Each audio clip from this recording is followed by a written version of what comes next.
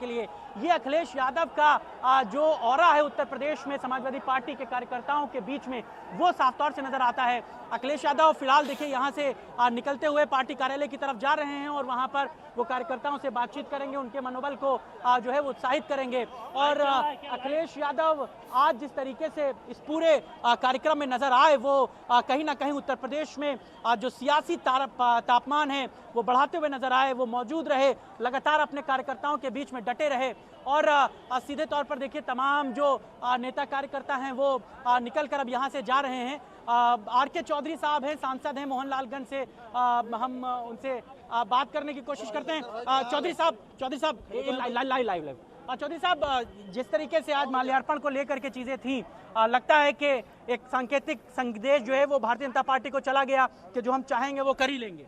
निश्चित तौर पे लोकनायक जयप्रकाश इस देश का भी बड़े नेता थे, उनके नाम पे आंदोलन होता था, हम लोगों के सिपाही हैं। तो आज के मौके पे जब उनका जन्मदिन है तो हमें साली तक जाने देते वहाँ, हम मालापुर चढ़ा के लौट आते। अगर पिछले साल भी बैरिकेड नहीं किया था तब भी हम लोग बैरिकेड कूद के चले गए, मालापुर चढ़ा के लौट आए, कोई हंगामा नहीं हुआ। तो अगर देश के ऐसे महापुरुषों के नाम पे मालापुर चढ़ाने में रोकेंगे तो हमारी आवाज़ है तो और भड़केगी और आगे जाएगी। वो तो कहते हैं कि हमें अखिलेश जी की स्वास्थ्य का ख्याल है, वहाँ कीड़े मकोड़े हैं, झाड़ी झंगाड़ी है, उनको Z+ सिक्योरिटी है, वो अपना ख्याल करें। जो नेता देश के खाली हिंदू मुसलमान करना जानते हैं, जो नेता थाली पीट कोरोना भगाते हैं, तो अपने आप पे दिमाग कहाँ है उनका? तो निश्चित तौर पर देश को बिगाड़ रहे हैं। देश का नौजवान खतरे में है, देश का किसान परेशान है, देश का आम कारोबारी परेशान है। इसकी तरफ बीजेपी के नेताओं को ध्यान नहीं है, ना खाता ना बही, जो मोदी योगी कहते हैं वही सही। अभी क्या करेंगे? अब तो अखिलेश जी ने हालांकि चेता दिया है कि जैसे पुलिस हटेगी हम लोग JPNIC कूच कर जाएंगे। अभी दिन भर बाकी है, डेट वही है, हम लोग वहाँ तक जाएंगे जरूर, पक्का जाएंगे।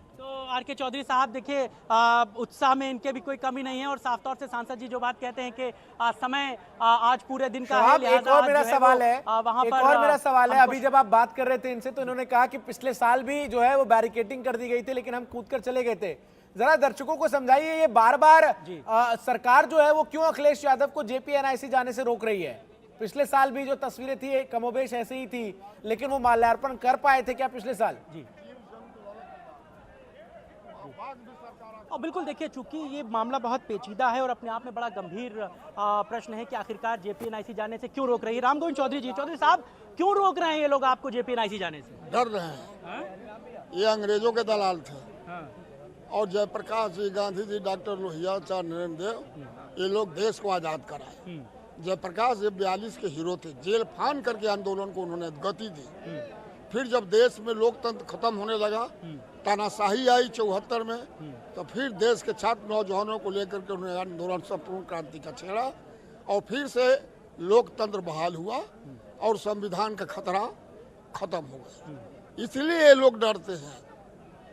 ये आज़ादी के किसी भी नेता को मानते नहीं, चाहे वो गांधी जी हो, चाहे पटेल जी हो, चाहे सुभाष चंद्र बोस हो, चाहे जयप्रकाश जी हो, चाहे लोहिया हो, चाहे आचार्य नरेंद्र देव। तो ये JPNIC में आप लोगों को फांद कर जाना पड़ रहा है, कभी बैरिकेटिंग लगा दी जा रही है, ये क्या चीज ऐसी है? लगातार ये सवाल है, क्यों इतना घबरा रहे हैं, क्यों वहाँ पर माल्यार्पण? अब आप लोग बुद्धिजीवी वर्ग के लोग हैं, इस पर तो आप लोगों को सोचना है ना कि एक महान नेता के चित्र पर माल्यार्पण करने से क्यों रोका जा रहा है। इस पर शोध आपके ऊपर मैं छोड़ता हूँ। अच्छा, ये एक आखिरी सवाल ये है कि अखिलेश जी ने हालांकि चेतावनी दे दी है कि अभी पुलिस हटेगी तो हम लोग सीधे फिर कूच कर जाएंगे।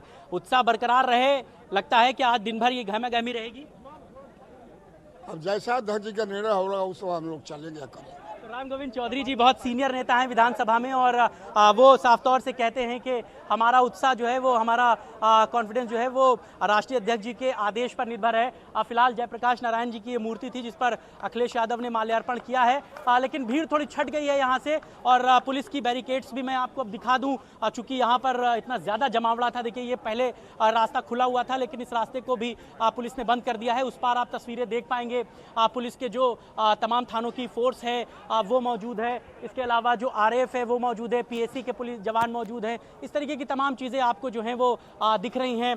और पुलिस पूरी तैयारी के साथ आई थी। कम से कम 1 दर्जन बसें लगाई गई हैं कि अगर हिरासत में लेकर के जाने की ज़रूरत आन पड़ी तो उसको भी लेकर के तैयारी थी। तो साफ तौर से इस बात को समझा जा सकता है कि आज का दिन जो था वो बहुत समाजवादी पार्टी के लिए बहुत हैपनिंग भरा था। और समाजवादी पार्टी के जो नेता थे वो आज प्रदर्शन पर JP पर मूर्ति पर माल्यार्पण करने के लिए डटे हुए थे। और आज उसी कड़ी का नतीजा है कि समाजवादी पार्टी की गहमा गहमी के बीच पुलिस फोर्स जो है वो बड़ी तादाद में यहाँ पर मौजूद थी। हालांकि अभी अखिलेश यादव पार्टी कार्यालय में जा चुके हैं और उनके साथ कार्यकर्ताओं की जो भीड़ थी वो भी पार्टी कार्यालय जा चुकी है। वहाँ पर वो कार्यकर्ताओं का मनोबल बढ़ाएंगे, उनसे बातचीत करेंगे। और अखिलेश यादव भी इस बात को समझ रहे हैं कि साफ तौर से जो वक्त है ये सियासत का उत्तर प्रदेश में बहुत करीबी है। और चूंकि बाई इलेक्शन होने हैं इसलिए इस सियासत के टेम्परेचर को बढ़ाया जा सकता है, कार्यकर्ताओं में ऊर्जा बढ़ी जा सकती है और ये संदेश दिया जा सकता है कि समाजवादी पार्टी सड़कों पर है जनता के मुद्दों को लेकर के और तमाम इश्यूज को लेकर के। और लगातार हम देख भी रहे हैं किस तरीके से संघर्ष जो है वो सड़कों पर सपा करती हुई नजर आ रही है। और कहीं ना कहीं चूंकि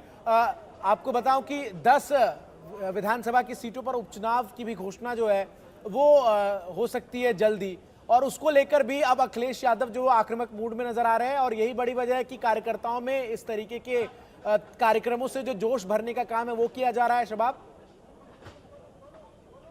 बिल्कुल, देखिए नो डाउट जो भी हैपनिंग होती है उसके कहीं ना कहीं दूरगामी परिणाम होते हैं। और आज JP का मुद्दा, चूंकि देखिए ये जो 4 तारीखें गुजरी हैं, 2 जो गुजर चुकी हैं, 2 जो गुजरने वाली हैं। सबसे पहले कांशीराम जी का परिनिर्वाण दिवस होता है। इस मौके पर भी बड़ी हैपनिंग होती है उत्तर प्रदेश में।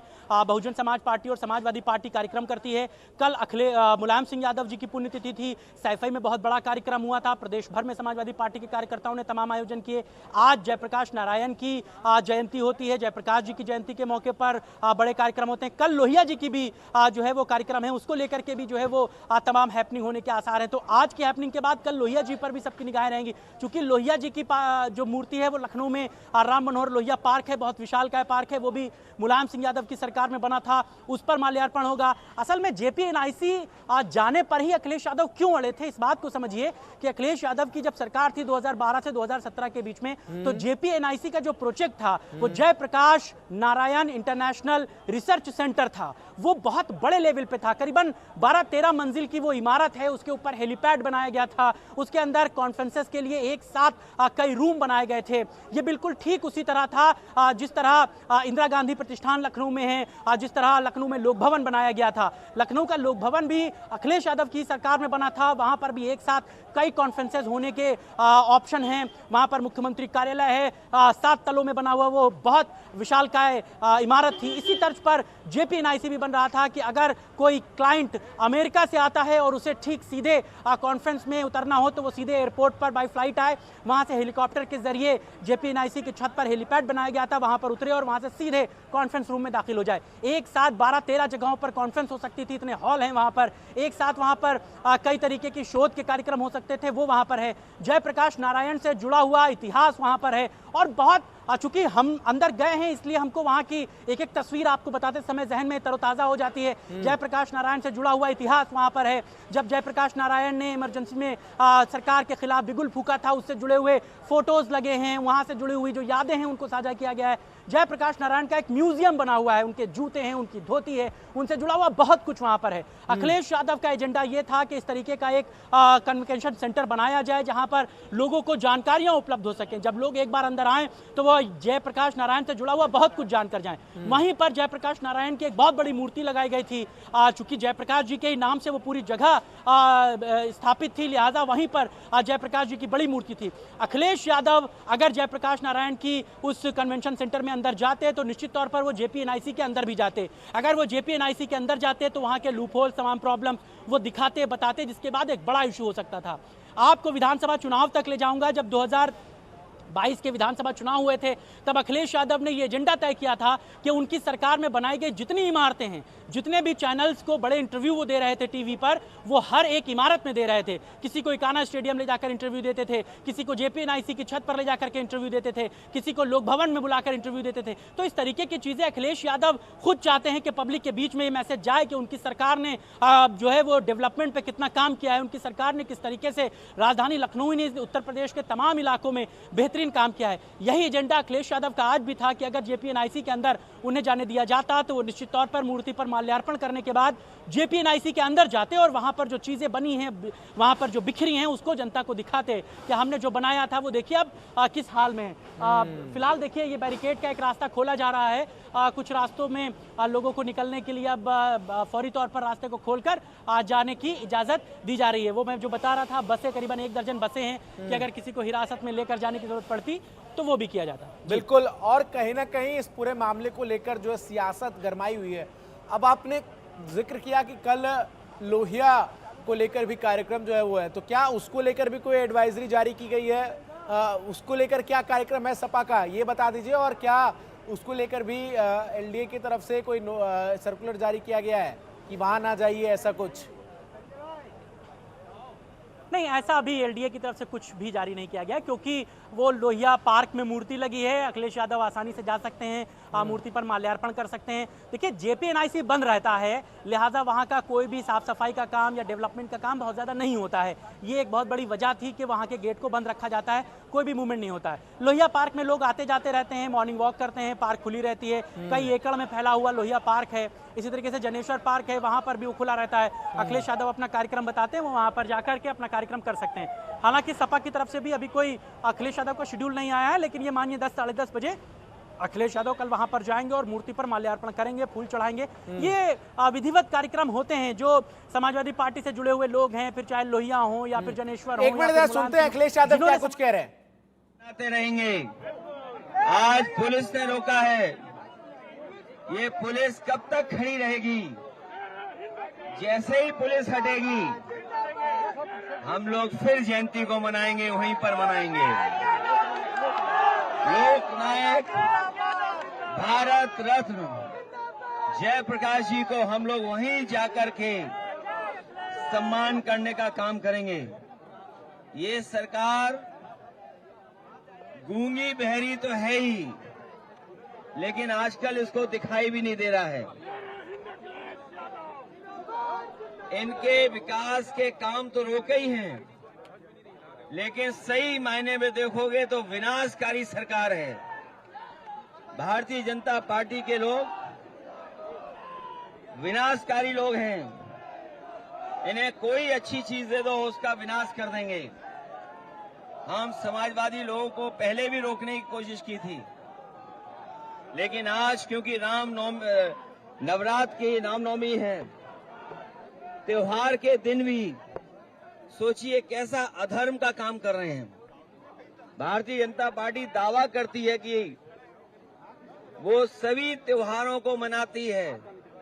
बताओ, हम समाजवादियों को त्योहार भी नहीं मनाने दे रही है, हम लोगों को भी नहीं मनाने दे रही, अपने प्रेस के साथियों को भी नहीं मनाने दे रही है, पुलिस कर्मियों को भी नहीं मनाने दे रहे हैं।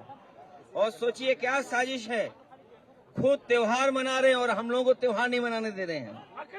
ये अगर त्योहार नहीं होता, आज ये त्योहार नहीं होता, तो ये बल्लियां और ये बैरिकेडिंग और टीन के शेड समाजवादियों को नहीं रोक सकते थे। और मैं इस मौके पे कहूंगा कि बहुत सारे लोग, समाजवादी लोग सरकार में हैं, जो सरकार को चलवा रहे हैं। बिहार के मुख्यमंत्री जी भी हैं समय समय पर, जननायक जयप्रकाश जी, उनके बारे में और उन्हीं के आंदोलन से वो निकले हैं। ये मौका मिला है उन्हें भी कि ऐसी सरकार जो समाजवादियों को जयप्रकाश जयंती के दिन याद नहीं करने दे रही है, उस सरकार से समर्थन वापस ले लें। क्योंकि बिहार के नीतीश कुमार जी इसी आंदोलन से निकले हैं। जननायक जयप्रकाश जी के साथ रह करके उनके आंदोलन को उन्होंने मजबूत बनाया है। समाजवादी चिंतक जयप्रकाश जी, समाजवादी विचारक, आजादी की लड़ाई में भूमिका निभाने वाले, गांधी जी के साथ रह करके उस आंदोलन को और बढ़ाने वाले ऐसे लोगों को आज हम सम्मान से रोक रहे हैं। लेकिन हम समाजवादी लोग जिस तरीके से सम्मान देते रहे उसी तरीके से सम्मान करते रहेंगे, क्योंकि नवरात्र है, त्योहार है, इसकी आपको बहुत बहुत बधाई देना चाहता हूँ।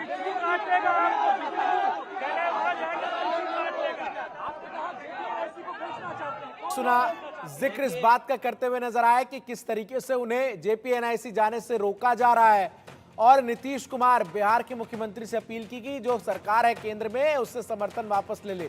तो मोहम्मद शबाब लगातार हमारे साथ लखनऊ से जुड़े हुए थे, तमाम अपडेट्स हम तक पहुंचा रहे थे। बहुत बहुत शुक्रिया शबाब आपका हमारे साथ जुड़कर तमाम जानकारी ग्राउंड जीरो से दर्शकों तक पहुंचाने के लिए।